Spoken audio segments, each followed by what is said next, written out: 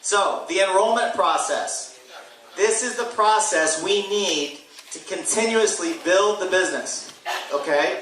This is a systematic approach to building the business. The first thing you do is you pique interest. Okay? The first thing you do to pique interest. Pique interest means you're raising the curiosity of another person.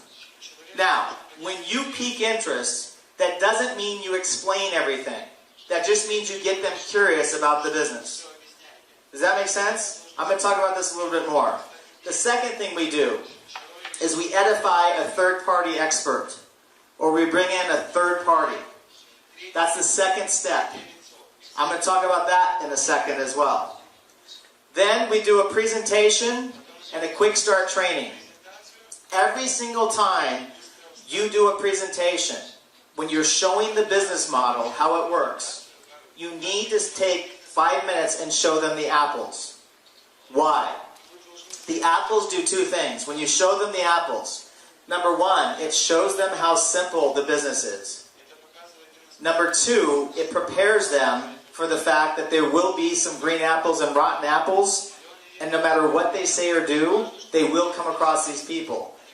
Because if you don't show them the green apples and the rotten apples and the red apples, if you don't show them that, and they go out and they talk to a family member who's negative, they're going to think the business is not going to work for them. They're going to think that they're doing something wrong and they'll never make it.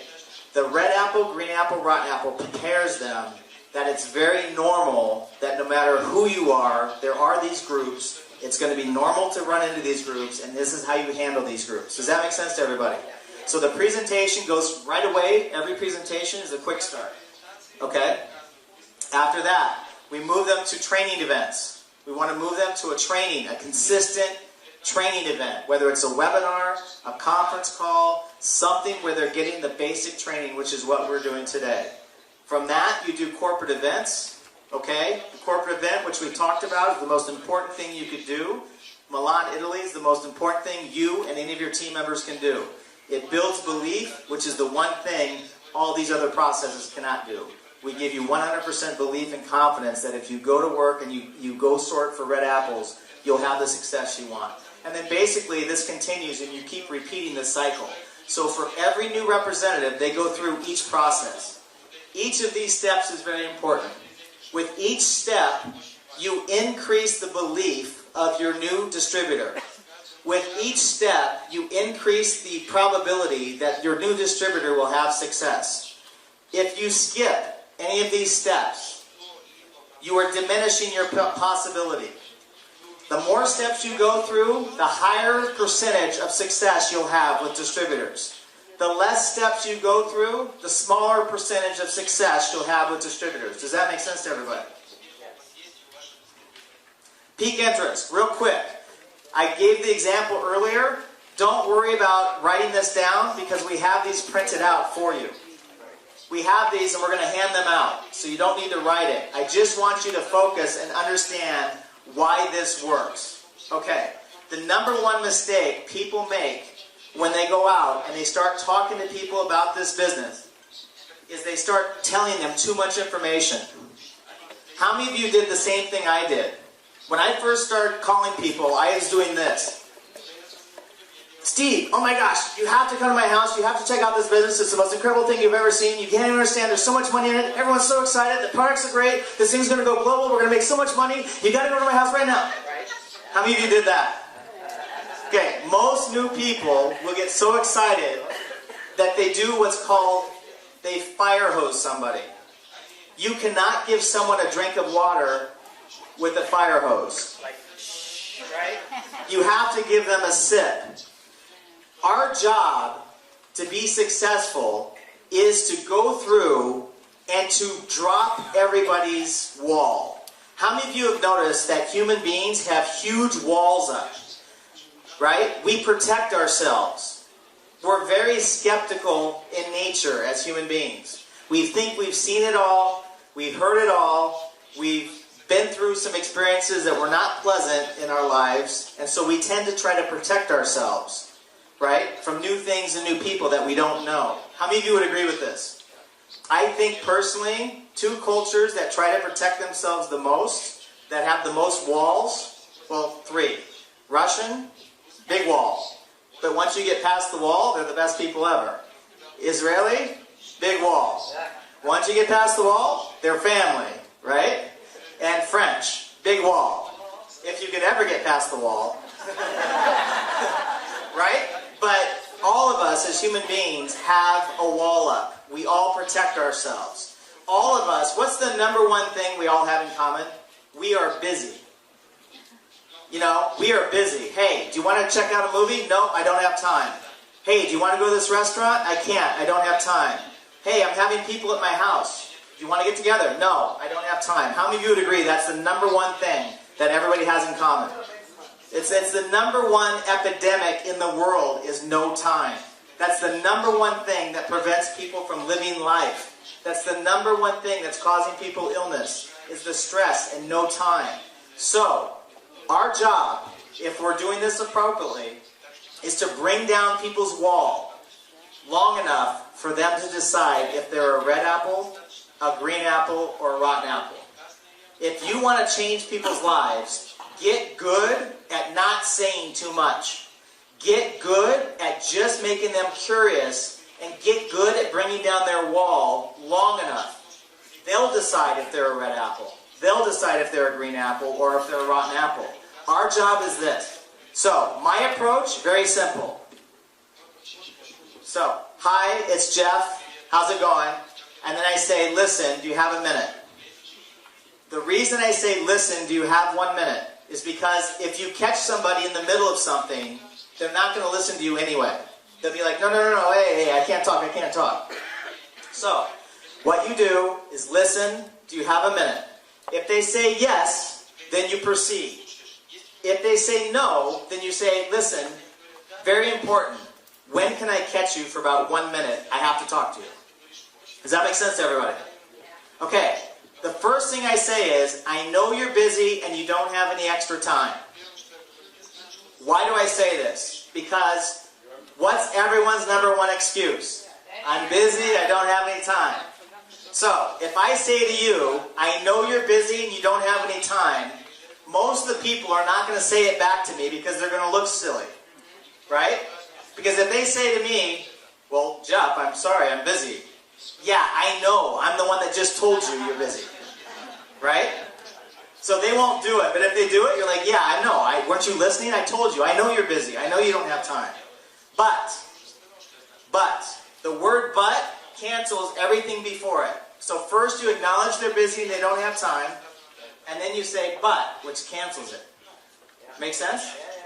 If there is a way to generate an income, additional income, without changing your schedule, would you want to know about it?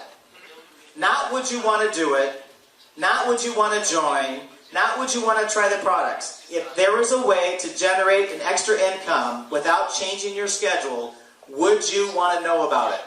Now, how many of you, I know you're busy, I know you don't have time, but if there was a way to generate an extra income without changing your schedule, how many of you would be interested? Look around the room. This question gets the answer you want 90% of the time. People are going to say one of two things. Yeah, or yes.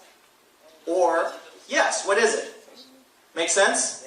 Now, if you get a yes, or what is it, you've brought down their wall long enough to now listen.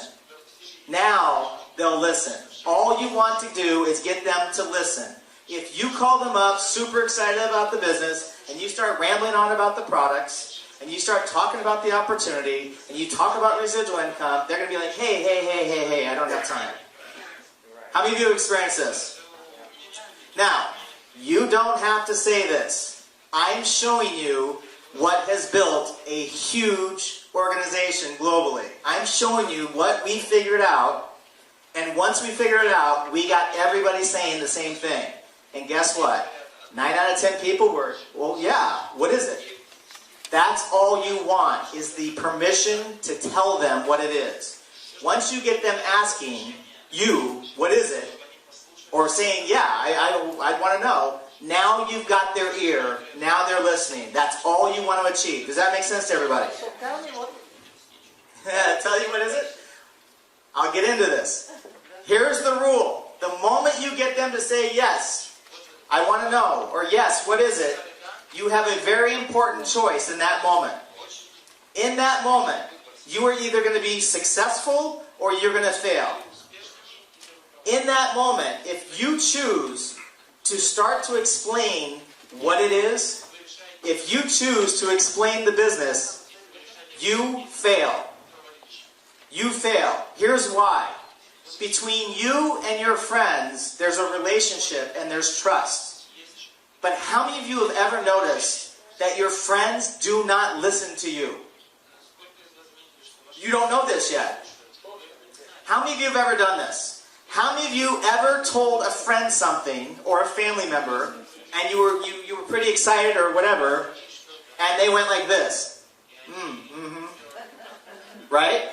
And then a total stranger came and said the same thing 2 or 3 days later or a week later and they were like, really? How many of you had this happen? Okay, there's a rule in psychology, which is the closer you are to somebody, the less they listen to you. The closer you get to somebody, the more comfortable they get, the more they don't take you serious. Listen, here's the deal. My friends will listen to me about real estate. They know that I know real estate. They know that if they're going to buy something or sell something in California, they want to talk to me because I have a proven track record. If it's about real estate, it's talk to Jeff. Everyone trusts that. Everyone knows it. But they know not to talk to me about computers or technology. Make sense? They know I am clueless on technology. I have no technical, ability whatsoever. It's ridiculous. So, they know. They know me. They know you.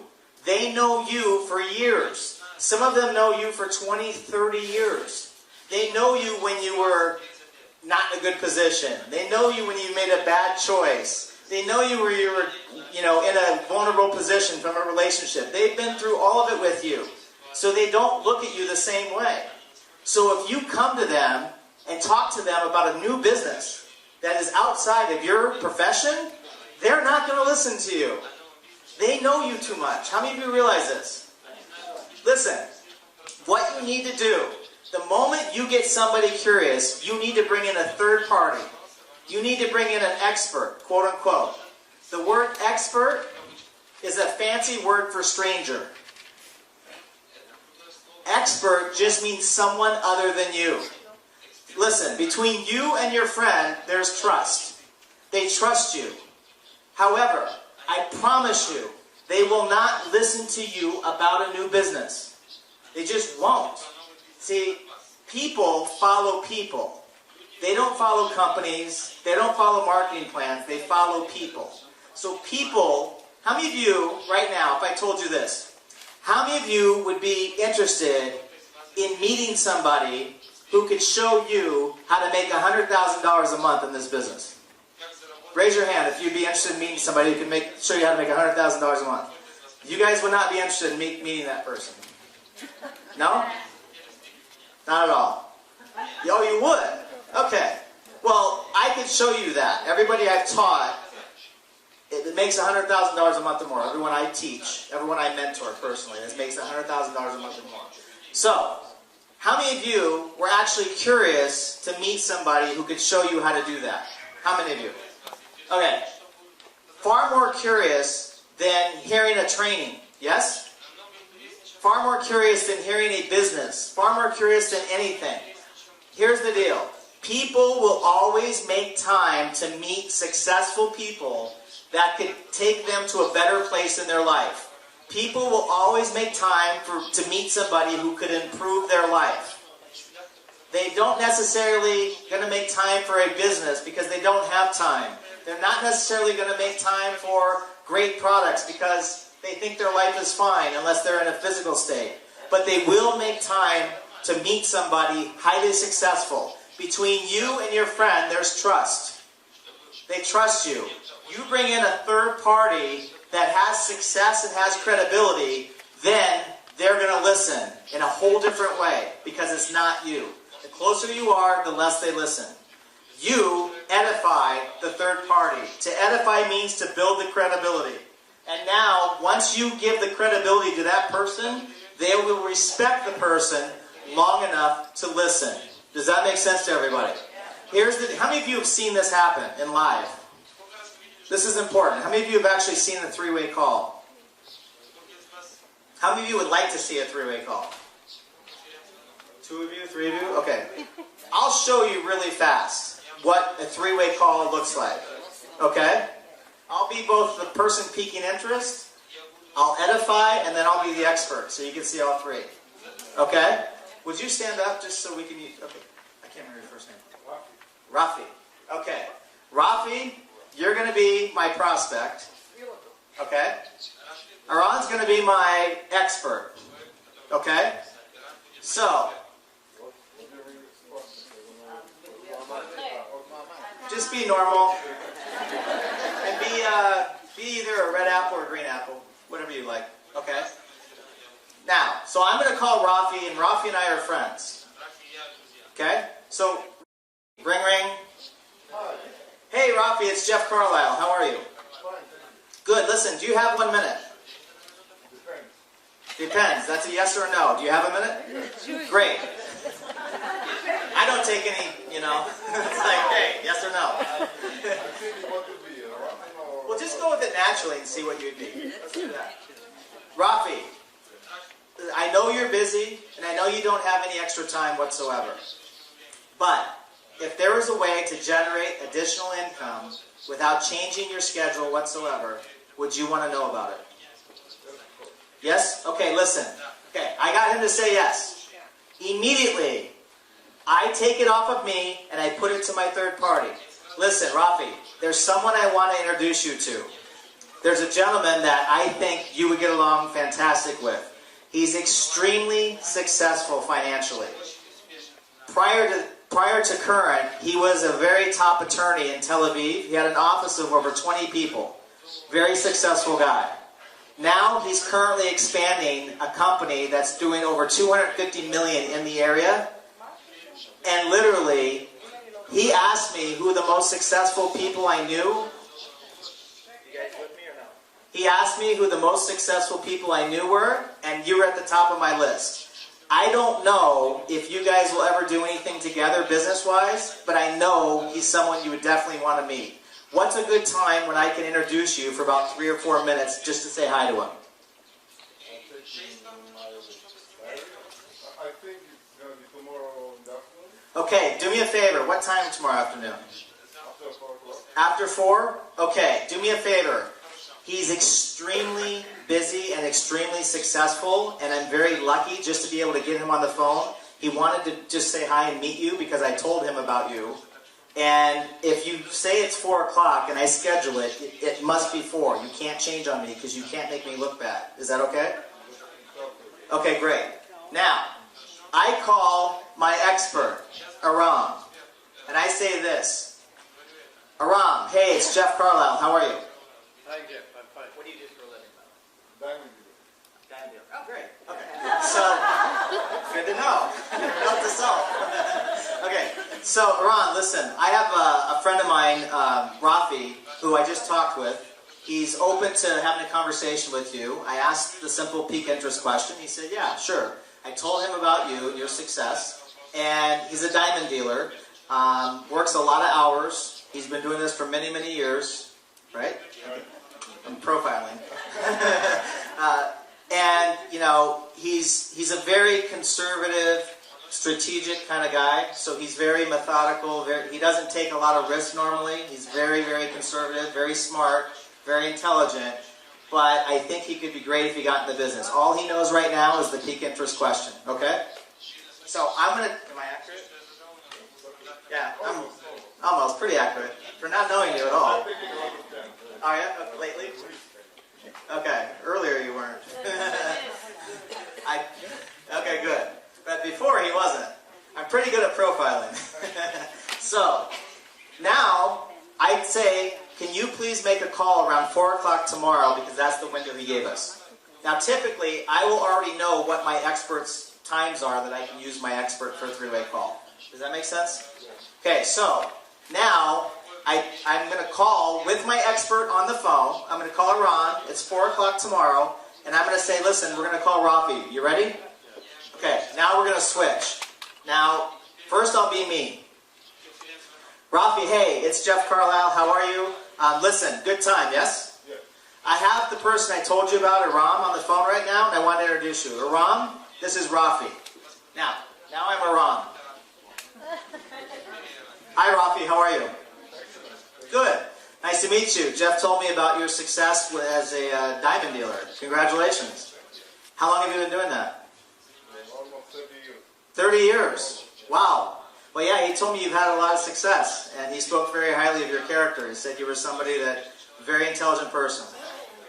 Well, listen, here's what's going on. Based on what Jeff told me about you, we're looking to identify 3 or 4 people in the greater Tel Aviv area. Wherever it is, the greater Tel Aviv area, I can't pronounce it anyway, the greater Tel Aviv area who really don't need to do anything extra in their life right now. You have a great career, already making great money, probably don't have any time in your life, but based on who they are in the community and their credibility in the community, could possibly open some doors, make some introductions with what we're doing, and generate a serious income with that. And I was just curious if that'd be something interesting for you. Great. When can we get together for a cup of coffee for about 10 or 15 minutes? I'll show you what we're doing, and I think you'll get it really fast. I think tomorrow in the afternoon is okay. Okay, great. Tell you what, why don't we do this? Why don't we meet by your office, blah, blah, blah, blah, blah, blah, blah. Make sense? Did everyone catch that? Did you hear what I said? I didn't say anything about Jeunesse. I didn't say anything about residual income. I said nothing about products. I said nothing about anything. I talked about his credibility based on what Jeff had told me, right? About his credibility, his success. We're looking for 3 or 4 people in the area who have that credibility that, based on what we're doing, could make some introductions, and by those introductions could generate a serious income. And would that be of interest? And if it would, let's get together and I'll show you what we're doing. Does that make sense to everybody? Now, thank you, by the way. Do you see the process? Do you see the process? What I found, no matter how successful the person is, when you approach it like that, with the proper peak interest, the proper edification, and then the proper delivery from the expert, talking about simply positioning themselves based on their credibility, make some introductions, open some doors, like to show you what we're doing, 10 or 15 minutes. Based on that, at least 80 or 90% of the people will come take a look. And that's all we want. Once they take a look, they're either a red apple, a green apple, or a rotten apple. Does that make sense? Yeah. So, here's the deal. If you read by the book, every invitation should be with a 3-way call. Absolutely. I feel every invitation should be with a 3-way call. That's what I feel, okay?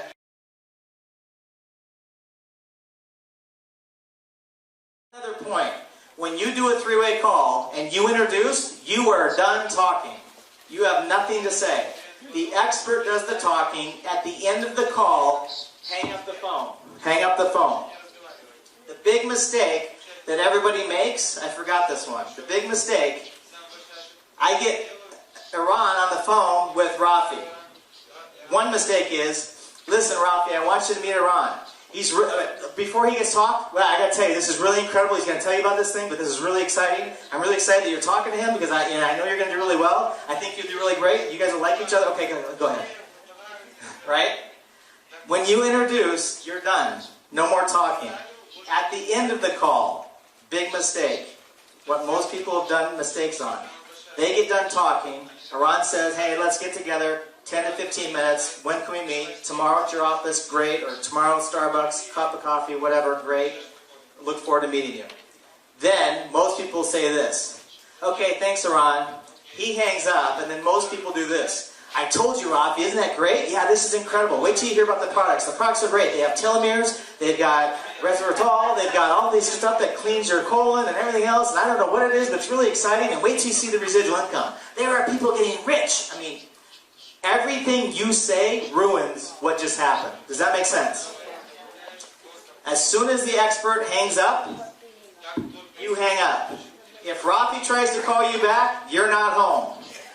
You're not answering. Right? That's it. You don't talk anymore. You don't see Rafi till tomorrow at 4 p.m. You do not exist on the planet at that point. You cannot be found. Right? Finally, right before the meeting the next day, you pop Rafi a text. Listen, Aran and I are on our way. See you in 20 minutes. Right? Boom. And you're on your way. Or wherever, if he's coming, hey, we're waiting for you. See you in 20 minutes. Other than that, you don't answer, you don't exist. Does that make sense to everybody? Now, what? Perfect. Now, with me, I did three-way calls, even though I was the #1 person in my company, even though I could explain my business better than anybody, I did three-way calls. I would take and talk to my friends, and then I'd introduce, just to prove a point, I'd introduce someone who's only 2 or 3 weeks old in the business. Here I was, the top person. I knew my friends wouldn't listen to me. I'd bring in someone else. They would act like the expert. My friends would come check out the business. Because I knew they wouldn't listen to me. The other reason you want to do three-way calls, and I'm going to get into this with the leaders, the reason you want to do that is how you start your group will duplicate out. So let's say I bring Rafi into the business, but I never did a three-way call. And I sit down and Rafi sees a basic training, and he hears talking about three-way calls. And then I tell Rafi, okay, let's do three-way calls. He's not going to do it. Because I brought him in without a three-way call.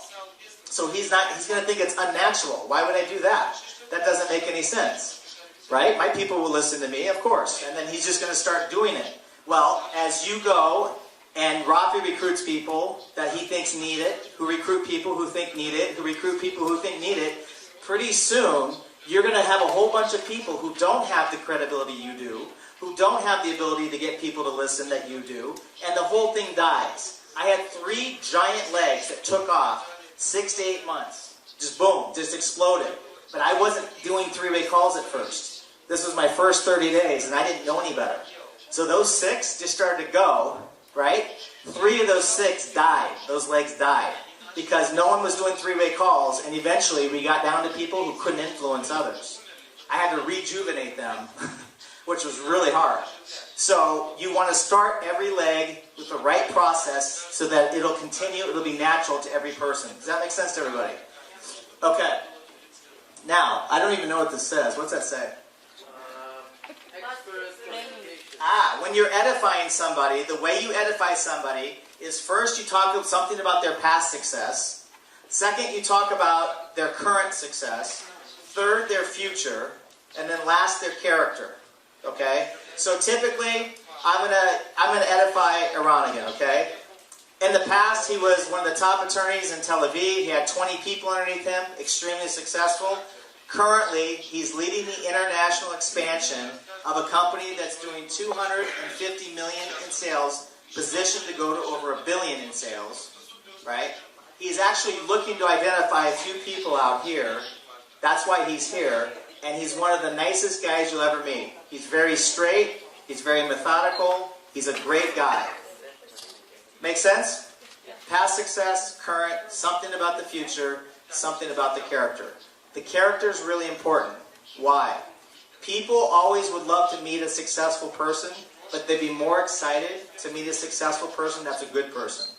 People don't care how much money someone's making if they're a jerk. Does that make sense to everybody? So, past, current, future, character. What's this say? Types of presentations. Now, a three-way phone call is a presentation of sorts. It's kind of a presentation. You're actually doing something to move the person. So, from every time you pique interest, you use a three-way call, they either move to a cup of coffee, they move to a private business reception in a home or office, they could move to a short meeting at an office, They could move to a business presentation, kind of what we had last night. Any type of presentation is good. You could use Skype, you could use webinars, but they need to see the business model. And I'm going to teach more about what that model is, the outline of a good presentation. But from a three-way call, the next step is a presentation. After presentation, it's the apples. Red apple, green apple, rotten apple. Make sense?